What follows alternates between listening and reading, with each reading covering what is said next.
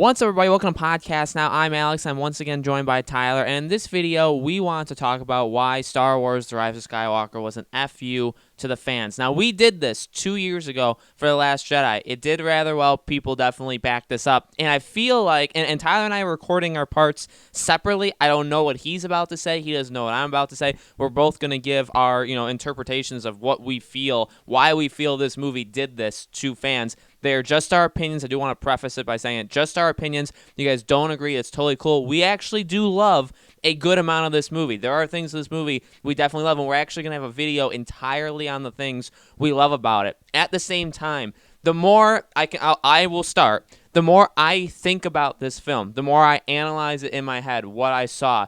It really was an FU. Not just that. Not just to... I feel like this did it differently than any other movie. Because what this one did is not only upset people that have watched like the old ones, the original, the prequels, and yeah, there's not a lot to like about the prequels, but there is some, and even 7 and 8. Now, I know people will be divided on whether they like 7 or whether they like 8. I don't really care what anybody says. I know, and this is just, I think, a thing that was out there. After 7 came out, people were excited. People liked it. At the very least, people liked it. I don't know many people that left 7 and said that was garbage. I really don't.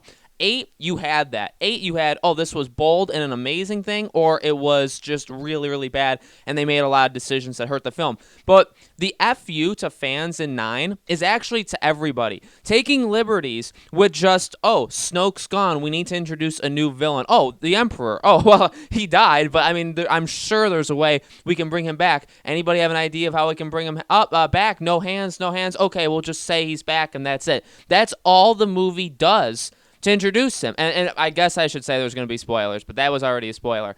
But that immediately, the dead speak was the first phrase, first sentence of the crawl. It's like, are you kidding me? You're going to introduce, and we knew this a few days ago, but you're going to introduce the Emperor in the opening crawl, and that's it. And then you're going to have him just tell Kylo that he's been there all along, pulling the strings, always been the voices in his head. That's lazy. Besides that, the film is lazy, bold, and desperate. I would honestly argue that The Last Jedi was bold. I hated the main decisions they made. I think it ruined 9. I think it hurt JJ's opportunity or chances of making a 9 good. At the same time, 9 was trying to fix as much as they could about 8, take it back to what maybe people liked in 7 and the original trilogy, but at the same time, just not doing it well. There was no character arcs for almost anybody. I'd say Kylo is the only one,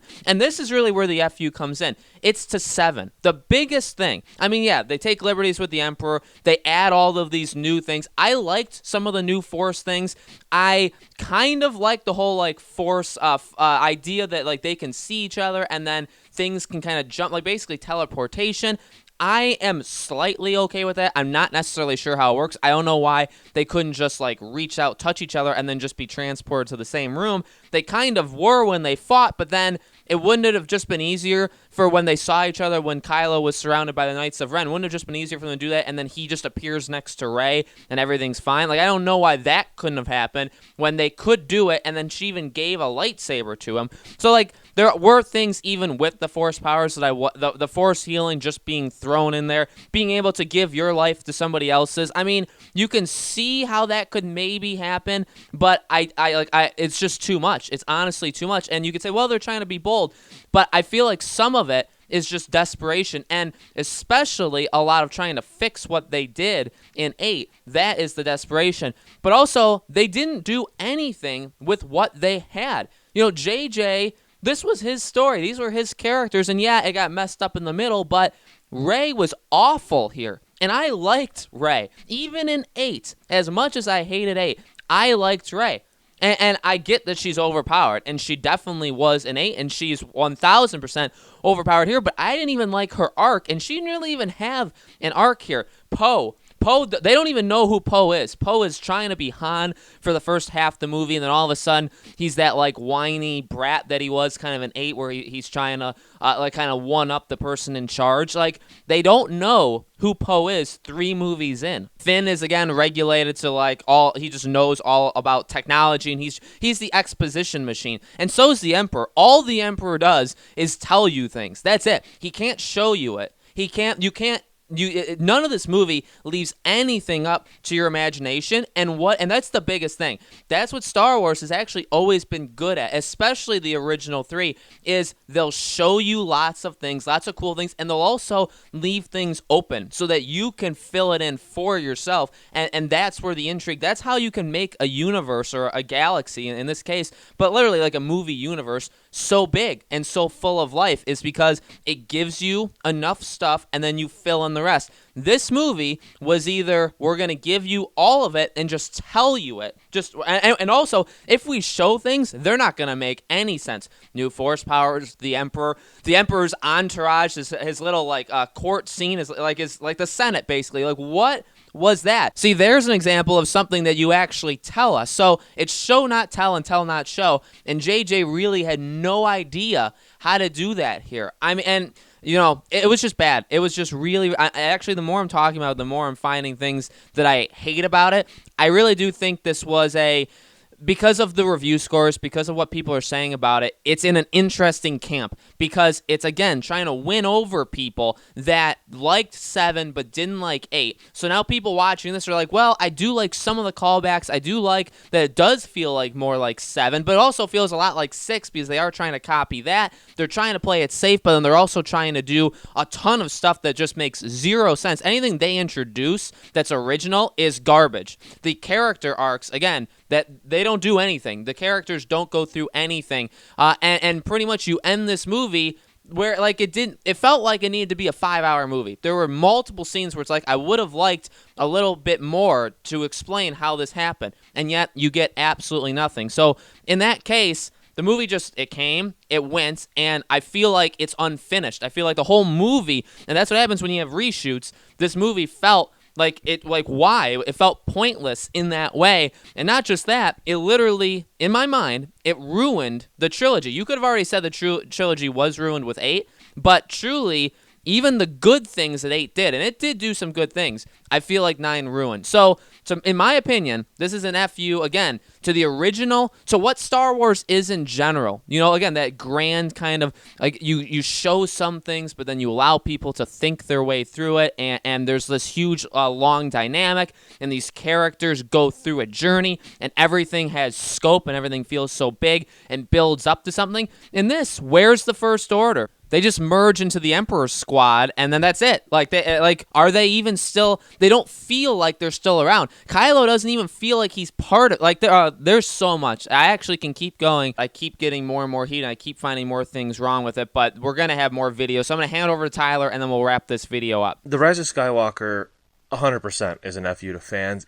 I would even say, and I hate to even say it, but I would even say more than The Last Jedi, and I don't like The Last Jedi at all. Now, before I start my whole piece, I do want to say there were things that I did like in The Rise of Skywalker.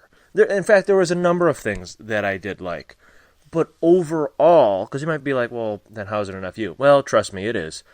Overall, it 100% is. Let's start off with the basic. The Emperor. Did I like that he was back? Yeah. Would I have liked an explanation as to how he survived? I think that kind of goes without saying.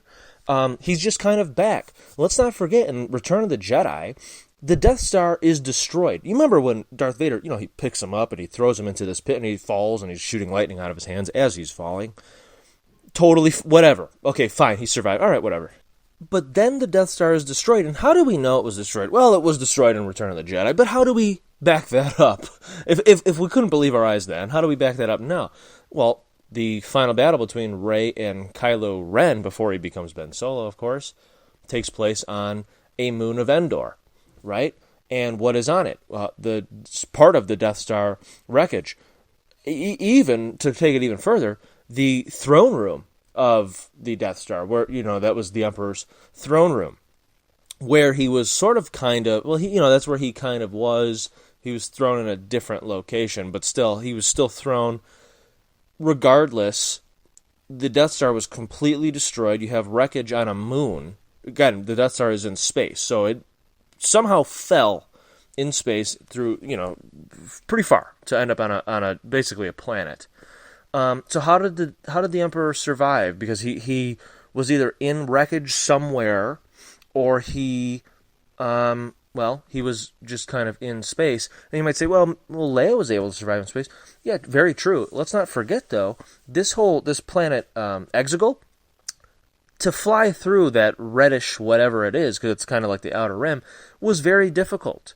How would he do that with no... do you see what I'm saying? None of that makes sense. The Emperor surviving because they didn't set it up makes no sense. Rey's parents. The Emperor had a son.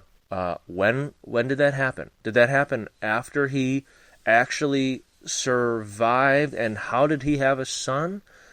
That would be nice if you can explain that.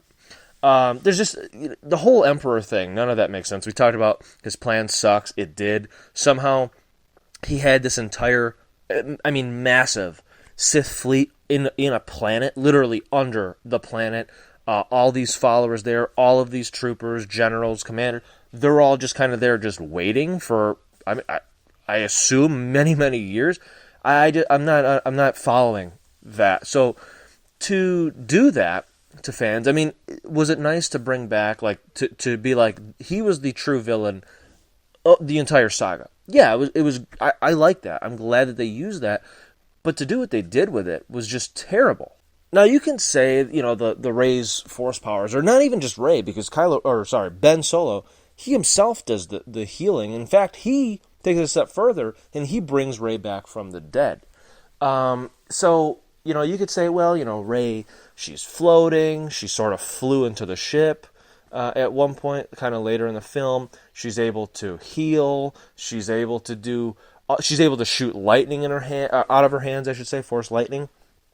And what's funny about that scene, the Force Lightning, that was to make you be like, oh, wait, she might have connections to the Emperor. Well, let's not forget, Count Dooku, like the Sith can do Force Lightning. So I'm confused on that whole part, was because they tried to make it connected to the Emperor, but then it's not, exclusive to the Emperor. It's a Sith thing. So are they saying, she's teetering to the dark side, even though they really weren't? So do you see what I'm saying? It becomes like, where are you going with this? Finn and Poe, they were all right. They didn't really do much. The plot in general, we're going to go here because we need to get this. Then we got to go here because then we got to get this. And then we got to go over here to get this. But then at the end of the day, it's really all about the Emperor just wants... he's begging at one point, basically. He just needs Rey to come find him and just freaking kill him. That's the plot. Okay, we got to go here, and then we got to go there, and then C-3PO, and then this, and then, oh no, Chewie, and then we got to go over here, and then we're in this ship, and it's all just to get Rey to kill the Emperor. That's the whole thing. But even though he's telling Kylo Ren in the beginning of the movie to kill Rey, but he knew that he actually wasn't going to kill Rey, oh my God, they could have just made it so much more simple. There's just so much to it. And then, like I said, the final order that the Emperor had in his planet Exegol just waiting there, they kind of take over, and then the First Order just disappears. Where is the First Order? There's a couple of people, the guy who killed Hux, I'm forgetting his name. I believe his last name is, his name is Richard E. Grant. His character, he's talking to, which was a nice callback to the hologram of the Emperor's face. That whole scene I liked. But he's there, and then that's it. The First Order just kind of dissolves, but they don't show us that. So you basically say, well, everything from 7 and 8, none of that matters now. There's literally a brand new order. That was the First Order. This is the final order. Same thing. They just wear red now. So it's like, what was that? Did Rey, by the way, learn nothing about Luke exiling himself? There's just so many things where they crap on 7 and 8, and then you could even take it further and go in past movies that I just don't understand. I just don't get. It's an FU to fans. I just don't understand. They introduced all of these new things, and it's fine to introduce new things, and I've even changed over the last couple of hours where, Rey's levitating, and I didn't like it. Then I'm like, you know what? Why couldn't she actually? Because I feel like the Force can let you do any type of thing if you really let yourself do it. If you could use the Force to push, why can't you push off the ground? So, I guess I can kind of see that. Okay, fine. But then to heal, okay, maybe. But then and then introduce like, well, when you heal, it actually takes away some of your life. Well, Baby Yoda's doing it, so does it take away from Baby Yoda's life, or is it different? Because he can be like 1,000 years old or something. They added so much so fast. I don't even know. I don't know. All I can say is it's 100%, in my opinion, it's an FU to fans because they tried to wrap this entire thing up, and they just went about it, I feel like, almost in a wrong way. They had right elements, but the way that they went about it was wrong. It's a very unfortunate situation. So guys, let us know in the comments below. What did you think? Did you think this was an FU to fans? It's totally acceptable to not agree, and we're sure not everybody is going to agree. But let us know in the comments below what you thought of this. We're going to have loads of videos, Star Wars Rise of Skywalker, this weekend. All throughout next week, we have so many videos we want to do. Again, not all negative. Some of them more theorizing the movie. Some of them are indeed actually positive. So we're going to try to have videos basically for every kind of Star Wars fan. So we greatly appreciate you guys watching, and we'll see you all on the next video.